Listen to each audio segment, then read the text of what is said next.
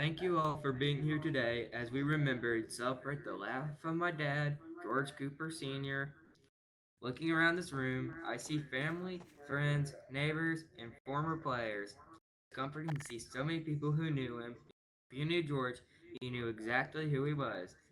Dad wasn't a man of hidden mysteries or poetic words. He was exactly what you saw, a big, loud, hard-working tech football coach who loved a cold beer, a good game, above all else, his family. Dad was a complicated man to grow up with, as my siblings and I can certainly attest. He had a booming voice that could shake the walls of our house, and probably a few locker rooms too. He was stubborn. If you argued with him, you had to be prepared to lose, or at least prepared for a very long discussion about why he was right. He pushed us hard.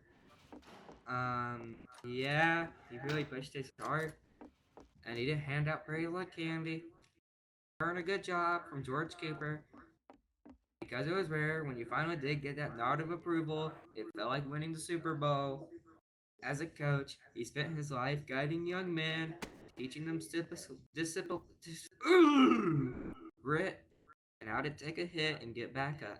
He brought that same philosophy back home. He didn't always know how to handle a house full of kids. He didn't always understand our interests, and he certainly didn't understand the laws of physics or high finance, but he didn't need to understand them to protect them. Hey, I'm the only one that's supposed to be recording here. I need to take that camera down now. Alright, sorry. Alright. The truth about my dad is that his rough exterior was just a shield for an incredibly soft heart. He bore the weight of providing for us, worrying the bills and keeping our family afloat without ever complaining.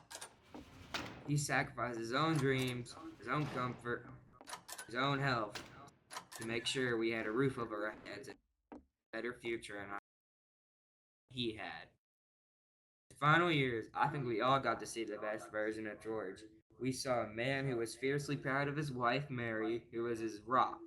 We saw a father who, in his own quiet way, apologized for the mistakes of the past just by showing up, listening, being there. And we saw a man who looked at his children and grandchildren and knew that despite all the chaos, he had built something beautiful. Dad didn't leave behind a massive fortune or a wall of grand trophies. He left behind something much bigger, a legacy of resilience, loyalty, and unconditional love. He taught us that being a man isn't about being perfect. It's about standing by the people you love, no matter how tough things get. We will miss the yelling during the football game. We will miss the smell of his brisket.